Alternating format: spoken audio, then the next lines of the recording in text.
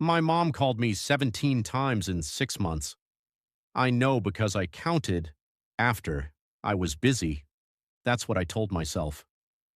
Finishing my thesis, surviving a city that didn't quite fit me yet, dating someone who took up all the silence in my apartment. Every time her name lit up my phone, I'd think, later. I'll call her back later. Later had a way of stretching. Conflict. The calls were always short when I did answer, awkward almost. She'd ask about my eating, I'd give her monosyllables. She'd tell me about the neighbor's cat, I'd half listen with my laptop open. It felt like we were speaking across a static-filled line neither of us knew how to fix. She was never asking about the cat. I know that now. She was just trying to hear my voice. Then one Tuesday she didn't call, or Wednesday.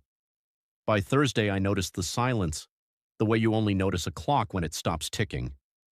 I called, voicemail. I called again. My aunt picked up instead. A small stroke, they said.